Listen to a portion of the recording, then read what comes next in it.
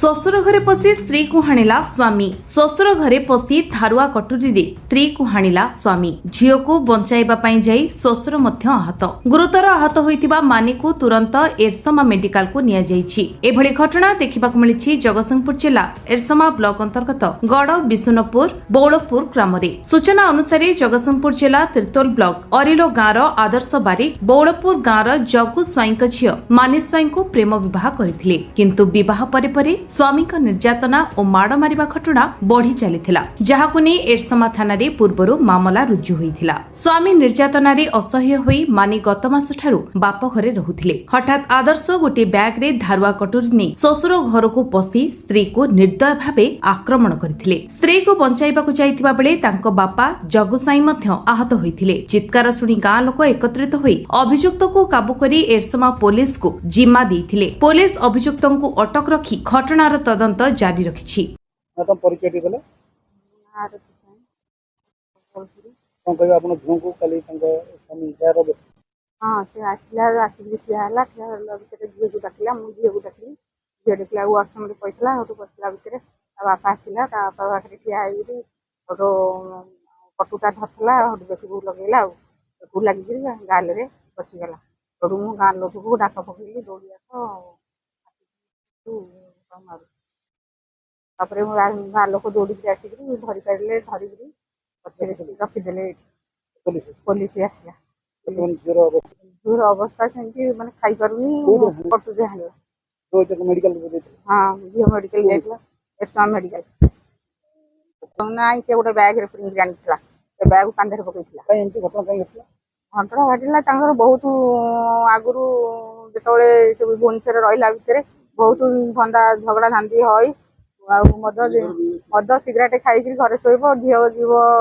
Room माने salary आनिबो खर्च करबा पई खर्च करते लोन फोन कर देंगी ता ना रे बहुत गाड़ी आईफोन सब आईफोन ताको भांगी देइछि सब विभिन्न प्रकार करला भितर सुसाइड करिया जाउतिला टाटास पकिनला मते गाँ लोक कहले जे झील को आम जाउंती सुसाइड करिया से नहीं कहली झील को पड़ी आस तापर केस हैला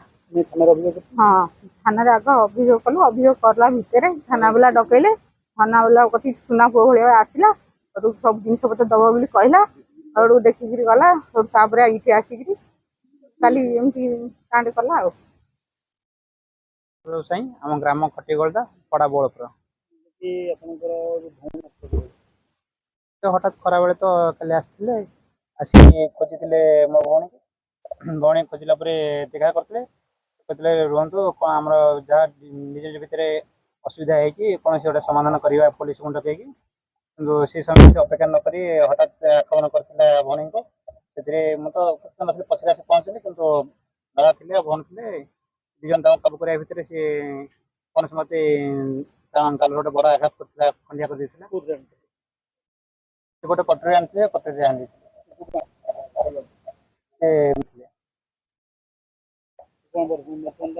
हाँ पुलिस रिपोर्ट नहीं ट्रिटमेंट है घर अच्छा ना मो नाम जगुसाई घटना किसी नहीं जो पहुँचला पंचायत मुझे रोकली गलापर झील पचर ठिया होते भूषण खटुरी काटा बाहर कटुरी बोका छो धरिकी मो गोटे चोट बाजी झील खसी जावा द्वारा कानूनी पड़ेगा आम सरकार कटुरी बैग पूरी आम जानी ना कि तिक्त ना आगु चलता आमर जो केस दिवस बोली आम थाना भी एफआईआर करस तले लिखिकी जाइए आम सब जिन फेरबू दिवस हो हाँ झगड़ा 3 थर 4 थर पहले 3 थर होगा मीडिया समझ डाक पकार गाँव लोग सब मिसिक धरिकी थाना को हैंडओवर कर एरसमा मेडिकल जाइए हाँ आम एरसमा थाना दाबी किसी रोने मो झील को न्याय मिले दरकार सबुदिन जमी रही मो पुओ मो झील पुनर्बार एम सब न हो मन भय रोचे हाँ हाँ हाँ से हो पारे आम विश्वास। एरसमान नृसिंहमल्लिक रिपोर्ट विश्व विजय न्यूज ओडिशा।